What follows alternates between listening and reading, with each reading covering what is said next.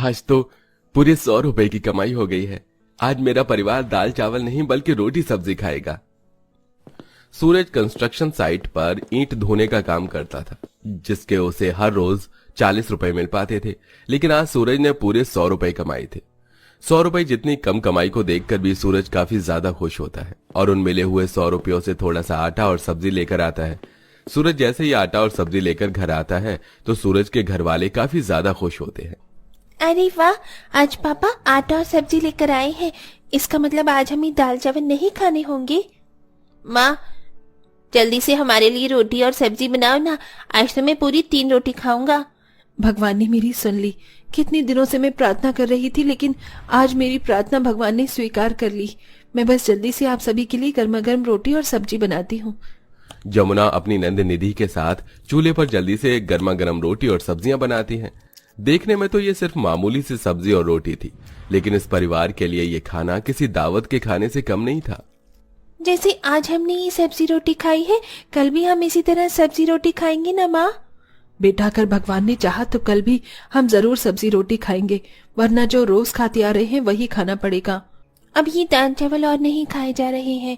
मेरा तो मन बासी रोटी सब्जी खाने को करता है। दाल चावल तो अब गले से उतरना भी मुश्किल हो गया है। निधि और कौशल्या की बात सुनकर घर में सभी की आंखों में आंसू आ जाते हैं और उन्हीं आंसू के साथ वो सभी रोटी सब्जी खाते हैं। आज के समय में रोज के सिर्फ 40 रुपए कमाने वाला इंसान अपने इतने बड़े परिवार को क्या ही खिला सकता था। वो तो इस परिवार की किस्मत थी कि इनका नाम राशन कार्ड में था, इसलिए हर महीने इन्हें सरकार की तरफ से चावल और दाल मिल जाया करती थी, जिसके चलते ये पूरा परिवार हर रोज सिर्फ दाल चावल ही खाया करता था। और जब कभी कभी सूरज थोड़े बहुत पैसे कमा लेता था तो उसका परिवार आराम से सब्जी रोटी खा पाता था। ये क्या आलोक, तू आज भी ये दाल चावल लेकर आया है? अरे तेरे घर में कभी कुछ और नहीं बनता है क्या? हर रोज दाल चावल उठा कर ले आता है। हम तेरे घर के दाल चावल खाने पड़ते हैं और तू हमारे घर का अच्छा अच्छा खाना खा लेता है। आज के बाद तू हमारे साथ खाना नहीं खाएगा।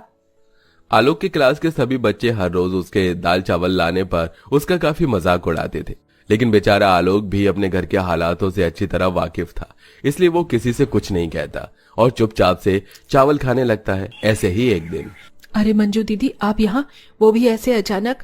हाँ, यही पास से गुजर रही थी तो सोचा कि तुमसे मिलती चलूं। कौशल्या अपनी नंद मंजू को जल्दी से घर में ले आती है और घर पर बिठाकर पानी पिलाती है। अरे अब क्या सिर्फ पानी पिलाओगी या थोड़ी बहुत पेट पूजा भी करवाओगी? बड़े जोरों की भूख लग रही है। अपनी बुआ सास की बात सुन जमुना अपनी सास की तरफ देखती है और चूल्हे पर रखे हुए दाल चावल को प्लेट में डालकर ले आती है। पता है मंजू दीदी, मेरी बहू बड़े ही स्वादिष्ट दाल चावल बनाती है। खाकर देखिए, आपको भी बहुत अच्छे लगेंगे। तुम लोगों की इस दाल चावल से ज्यादा खाने की कुछ हैसियत भी तो नहीं है। मैं अच्छे से जानती हूँ, ये दाल चावल तुम्हें सरकार की तरफ से मिलते हैं, इसीलिए महीना भर तुम यही दाल चावल खाते हो। तुम्हारी क्या इतनी भी हैसियत नहीं है कि घर में आए मेहमान को कुछ अच्छा खिला सको? कौशल्या की नंद उसकी और उसके परिवार की बेइज्जती पर बेइज्जती करे जा रही थी, लेकिन बेचारी कौशल्या चाहकर भी कुछ नहीं कर पा रही थी। पूरे परिवार की बेइज्जती करने के बाद मंजू वहां से चली जाती है, जिससे कौशल्या को काफी दुख होता है। अगर कोई इंसान गरीब है तो क्या उसकी कोई इज्जत भी नहीं है? लोगों को सिर्फ पैसा दिखता है, किसी के दिल का प्यार नहीं। माँ जी, संभालिए खुद को, एक दिन देखना सब कुछ ठीक हो जाएगा। जो लोग आज हमारी गरीबी का मजाक उड़ा रहे हैं ना, भगवान उन्हें उनके किए की सजा जरूर देगा। जमुना हर दिन भगवान से अपने परिवार की स्थिति को ठीक करने के लिए प्रार्थना करती थी, लेकिन शायद अभी कुछ और दिन जमुना और उसके परिवार की जिंदगी में बस ये दाल चावल ही लिखे हुए थे। माँ, 1 महीना हो चुका है और आपने अभी तक एक बार भी रोटी सब्जी नहीं बनाई। माँ, कब बनाओगी रोटी सब्जी? मेरा रोटी सब्जी खाने का बहुत मन कर रहा है। हाँ, जल्दी से रोटी सब्जी बनाओ ना। बेटा, अगर घर में सब्जी और आटा होगा तभी तो मैं तुम लोगों के लिए रोटी सब्जी बनाऊंगी ना। न जाने कब तक इन दाल चावलों पर ही हमें अपनी जिंदगी गुजारनी होगी। हर रोज दाल चावल खाने की वजह से पूरे परिवार को ठीक से पोषक तत्व नहीं मिल पा रहे थे, जिसके चलते सबका शरीर काफी ज्यादा कमजोर हो चुका था और इस कमजोरी का सबसे ज्यादा असर जमुना के तीनों बच्चों पर था। हे भगवान, अब तू ही कोई रास्ता दिखा, वरना मेरे बच्चों की हालत तो और ज्यादा खराब हो जाएगी। अगर मेरे बच्चों को कुछ हुआ तो मेरा भरोसा तुझ पर से हमेशा हमेशा के लिए उठ जाएगा। जमुना आंगन में बैठी मन ही मन भगवान से सब कुछ ठीक करने के लिए प्रार्थना कर ही रही होती है कि तभी जमुना देखती है कि कई सारी औरतें अलग अलग सामानों को इधर से उधर ले जाकर बेच रही होती हैं। कोई बर्तन बेच रहा होता है तो कोई खाने पीने की चीज, जिससे वो सभी औरतें ठीक ठाक पैसे कमा रही होती हैं। ये सब देख जमुना को एक आइडिया आता है और वो जल्दी से अंदर जाती है। माँ जी, हमें सरकार की तरफ से ठीक ठाक दाल चावल मिल जाते हैं। पूरा महीना खाने पर भी बहुत सारे दाल चावल बच ही जाते हैं। तो क्यों ना इन बचे हुए दाल चावल को बनाकर मैं बाहर ले जाकर बेचूं, इससे मैं कुछ पैसे कमा सकती हूँ। भाभी, आइडिया तो बहुत ही ज्यादा अच्छा है। अगर आप कहो तो मैं भी कुछ काम करना चाहती हूँ। वो सामने वाला बंगला है ना, उसमें एक नौकरानी चाहिए जो घर की साफ सफाई और खाना बना सके। और ये सारे काम तो मुझे आते हैं। आपके साथ साथ फिर मैं भी 2-4 पैसे कमा सकती हूँ। कौशल्या अपनी बहू और बेटी को काम करने की इजाजत दे देती है और अब अगले दिन से ही जमुना दाल चावल बनाकर उन्हें बेचने के लिए निकल जाती है। वहीं निधि भी उस बड़े से बंगले में सफाई का काम करने लगती है। दाल चावल ले लो, दाल चावल, गर्मा गर्म दाल चावल ले लो, सिर्फ 20 रुपए प्लेट। और ठेले वाले तो 40 रुपए प्लेट दे रहे हैं और आप 20 रुपए प्लेट दे रही हैं। ये तो काफी सस्ते हैं। मेरे लिए एक काम करिए, 1 प्लेट लगा दीजिए। जितने भी मजदूर फैक्ट्री में काम करते थे दोपहर के वक्त वो यही सब खाया करते थे। जहां एक जगह उन्हें ये दाल चावल 40 रुपए में मिल रहे थे, वहीं जमुना दाल चावल 20 रुपए में बेच रही थी, जिससे कई सारे मजदूर जमुना के दाल चावल के ठेले पर ही आया करते थे, जिसके चलते जमुना 20 रुपए करके धीरे धीरे पैसे जोड़ने लगी थी। वहीं निधि भी साफ सफाई करके ठीक ठाक पैसे कमा लेती थी और आज पूरे 1 महीने के बाद दोनों नंद भाभी पैसे मिलाकर पूरे परिवार के लिए पहली बार अच्छा खाना लेकर आती हैं, जिसे देख पूरे परिवार की आंखों में खुशी के आंसू आ जाते हैं।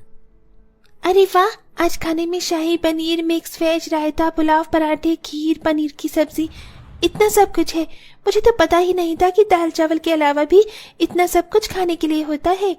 माँ, अगर इनमें से खाना बच गया ना तो मैं सुबह लेकर जाऊंगा। फिर मेरे सभी दोस्त मेरे साथ लंच करेंगे और खुश भी हो जाएंगे कि आज मैं दाल चावल नहीं बल्कि अच्छा अच्छा खाना लेकर आया हूँ। हमारी हालत को देखते हुए मैंने कभी सोचा भी नहीं था कि मेरे मरने से पहले मुझे ये सब खाने को मिलेगा। जो इतनी मेहनत मजदूरी करने के बाद में नहीं कर पाया, वो तुम दोनों ने अपनी मेहनत से कर दिखाया। सारा परिवार अब बैठकर पहली बार इतना अच्छा खाना खा रहा था। उन्हें तो ये सब किसी सपने जैसा लगता है। अपने परिवार को पहली बार इतना खुश देख जमुना मन ही मन काफी खुश होती है और अब जमुना ठान लेती है कि वो अपने इसी काम को जारी रखेगी। दाल चावल बेच बेच कर जमुना काफी सारे पैसे जमा करके रख लेती है। निधि, अब तुम्हें उस बंगले में नौकरानी का काम करने की कोई जरूरत नहीं है। लेकिन क्यों भाभी? अगर हम दोनों में से किसी ने एक ने भी काम छोड़ दिया ना तो हमारी हालत फिर से पहले जैसी होने लगेगी। नहीं निधि, अब ऐसा नहीं होगा। मैंने दाल चावल बेचकर बहुत सारे पैसे इकट्ठा किए हैं। अब इन पैसों की मदद से हम दाल चावल के साथ साथ और भी कई तरह की चीज बनाकर बेच सकते हैं, वो भी सस्ते दामों पर। सस्ते दाम को देखकर ज्यादातर लोग हमारे पास ही खाने के लिए आया करेंगे और अगर भगवान की कृपा यूं ही बनी रही तो एक दिन हम जरूर कामयाब होंगे और इस गरीबी के दलदल से जरूर बाहर निकलेंगे। निधि को अपनी भाभी की बात काफी हद तक सही लगती है, इसलिए अब निधि जमुना के साथ मिलकर दाल चावल के साथ साथ और भी कई तरह के खाने पीने की चीज बनाकर उन्हें बेचती है और सिर्फ कुछ महीनों की मेहनत से अब उनकी माली हालत भी ठीक होने लगती है। दोनों नंद भाभी अपने छोटे से घर की अच्छी खासी मरम्मत करवाते हैं। वहीं अब सूरज भी मजदूरी का काम छोड़कर अपनी बहन और पत्नी के साथ खाने के काम को संभालता है। धीरे धीरे इस परिवार की जिंदगी ट्रेन की तरह पटरी पर आने लगती है। बहू, तू तो हमारे लिए देवी है देवी। ये सब कुछ जो भी है ना, ये सब तेरी वजह से है। ये सब कुछ मैंने अकेले थोड़ी ना किया है, बल्कि निधि ने भी इसमें मेरा बराबर का साथ दिया है। माँ बिल्कुल ठीक कह रही है। भले ही मैंने मदद की है लेकिन इस मेहनत के पीछे आपका हाथ है। पूरा परिवार भगवान का शुक्रिया अदा करता है और इसी काम को जारी रखते हुए एक अच्छी खासी जिंदगी जीता है। और साथ ही जब भी उन्हें कोई भूखा प्यासा दिखता तो वो जरूर उसकी मदद करते, क्योंकि उस भूखे प्यासे इंसान में कहीं न कहीं आज भी उन्हें अपने बीते हुए कल की जिंदगी दिखती है। ये होती है एक गरीब की जिंदगी, जिसे हर एक छोटी छोटी चीज के लिए तरसना पड़ता है। लेकिन कहते हैं ना, मेहनत करने वालों की कभी हार नहीं होती। जैसा कि हमारी कहानी की इस गरीब नंद भाभी ने जी तोड़ मेहनत की और अपने दम पर एक अलग मुकाम हासिल किया। तो दोस्तों, कैसी लगी आपको हमारी ये कहानी? हमें कमेंट करके जरूर बताइएगा।